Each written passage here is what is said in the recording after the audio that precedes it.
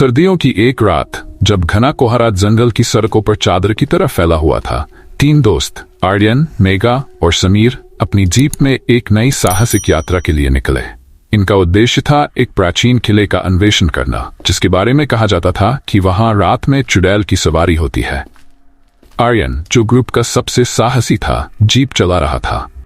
मेघा, जो ग्रुप की जिज्ञासु सदस्य थी, नक्शा पढ़ने में व्यस्त थी। समीर, जो हमेशा मस्ती करता रहता था, मजाक कर रहा था। अगर वो चुड़ैल हमें मिल गई तो क्या हम उसे घर ले आएंगे? मेघा ने मजाक में कहा, पहले उससे पूछना पड़ेगा कि उसे हमारे साथ फोटो खिंचवानी है या नहीं। लेकिन मजाक के बीच एक अजीब घटना घटी। सड़क के बीचों बीच एक औरत सफेद साड़ी में खड़ी थी। जीप रुक गई। औरत ने अपना सिर झुकाया हुआ था, उसके बाल बिखरे हुए थे। आर्यन ने गाड़ी का हॉर्न बजाया, लेकिन औरत नहीं हटी। समीर ने फुसफुसाते हुए कहा, क्या हमें उतरकर देखना चाहिए? लेकिन मेघा ने उसे रोका। कुछ भी अनहोनी हो सकती है। हम यहां सिर्फ किले का रहस्य सुलझाने आए हैं। इस औरत से दूर रहना ही सही है। आर्यन ने जीप को धीरे धीरे मोड़ा और जैसे ही वे वहां से निकलने लगे, उनकी गाड़ी का इंजन बंद हो गया। औरत ने धीरे धीरे अपना सिर उठाया। उसकी आंखें खून जैसी लाल थीं। गाड़ी जैसे तैसे फिर चालू हुई और वे वहां से भागे। लेकिन कुछ ही दूरी पर उन्हें एहसास हुआ कि जीप का रास्ता उन्हें किले की ओर नहीं ले जा रहा है।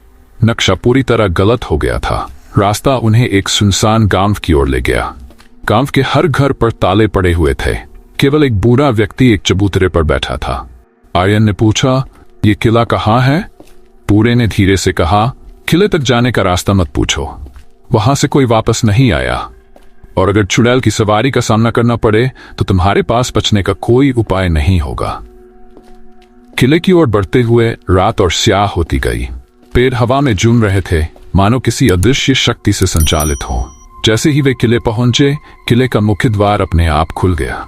मेघा ने कांपते हुए कहा, क्या हमें सच में अंदर जाना चाहिए? लेकिन आर्यन ने कहा, हम यहां तक आए हैं, अब पीछे नहीं हट सकते। किले के अंदर हर कोना डरावना था। चारों ओर टूटे हुए पत्थर, जाले और हवा में घुली एक रहस्यमयी सुगंध थी। किले के बीचों बीच एक बड़ा सा हॉल था। वहां दीवारों पर अजीब चिन्ह बने हुए थे। मेघा ने एक पुरानी किताब उठाई जिसमें किले के इतिहास का वर्णन था। कहानी के अनुसार यह किला एक रानी का था जो चुड़ैल बन चुकी थी। उसने यहाँ एक साधु को श्राप दिया था और तभी से यह किला अभिशप्त हो गया था। समीर ने मजाक में कहा, तो हमारी रानी चुड़ैल बन चुकी है। देखते हैं वो हमें कब मिलती है।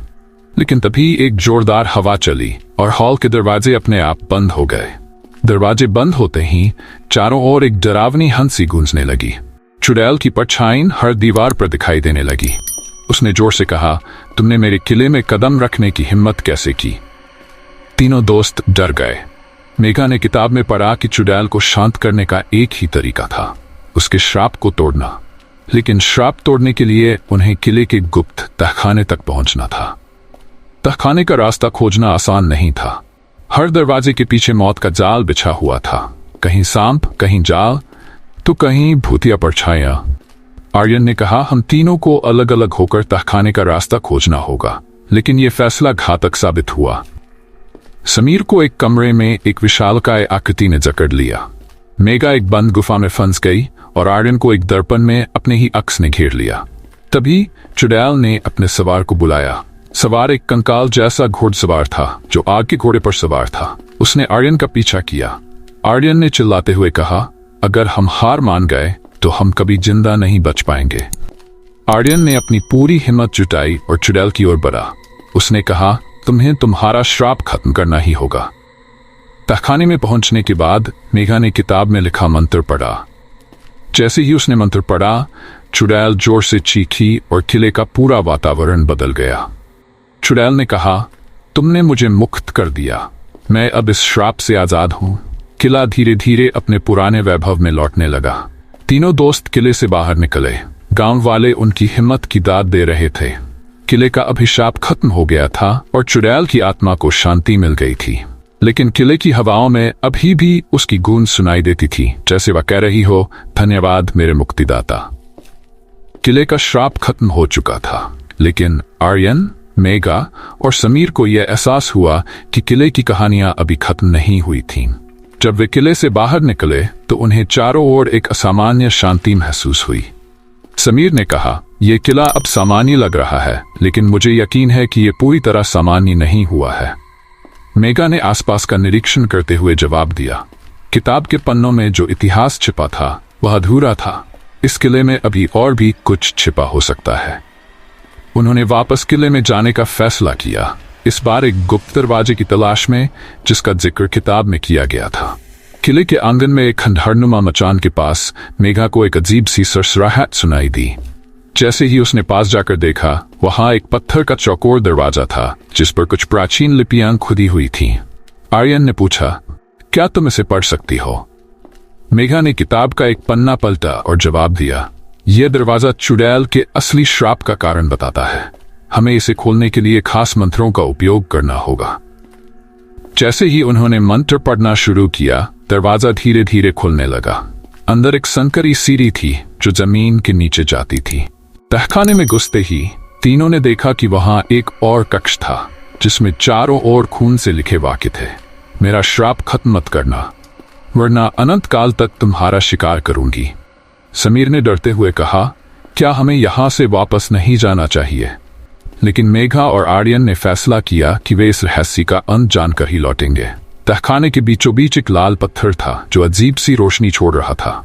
जैसे ही उन्होंने पत्थर को छुआ, एक जोरदार आवाज गूंजी और तहखाने का दरवाजा अपने आप बंद हो गया। तहखाने की दीवारों से धुआं उठने लगा। धुएं से वही घुड़सवार प्रकट हुआ जिसे उन्होंने पहले देखा था, लेकिन इस बार उसके साथ चुड़ैल भी थी।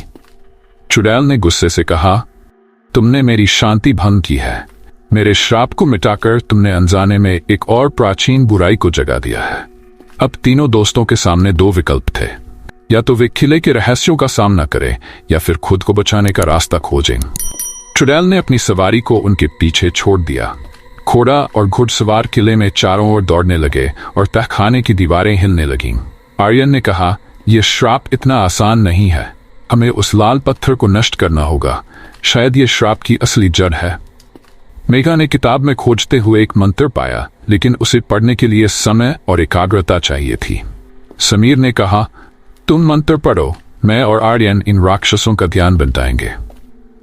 जब मेघा मंत्र पढ़ने लगी, चुड़ैल ने उसकी ओर हमला करना शुरू किया, लेकिन समीर और आर्यन ने अपनी पूरी ताकत लगाकर उसे रोकने की कोशिश की। मंत्र पूरा होते ही लाल पत्थर के टुकड़े टुकड़े हो गए और एक अद्भुत रोशनी पूरे तहखाने में फैल गई। चुड़ैल और उसका घुड़सवार जोर से चीखते हुए गायब हो गए। किले की दीवारें अब चमकने लगी थीं। वह सुनसान खंडहर अब अपनी पुरानी भव्यता में लौट आया था। चुड़ैल की आत्मा ने शांति से कहा, तुमने मेरे श्राप को मिटाकर मुझे मुक्त कर दिया। ये किला हमेशा के लिए शांत रहेगा। धन्यवाद मेरे मुक्तिदाता। तीनों दोस्त किले से बाहर निकले, ये महसूस करते हुए कि उन्होंने न केवल एक श्राप को मिटाया बल्कि एक भयानक रहस्य को भी सुलझा लिया। गांव में अब लोग बिना किसी डर के रह सकते थे और किला एक ऐतिहासिक धरोहर बन गया। ये यात्रा सिर्फ एक रहस्य सुलझाने की नहीं थी, बल्कि आर्यन, मेघा और समीर के साहस और दोस्ती की परीक्षा भी थी। उनके अनुभव ने उन्हें सिखाया कि डर से लड़ने का सबसे बड़ा हथियार विश्वास और साहस है।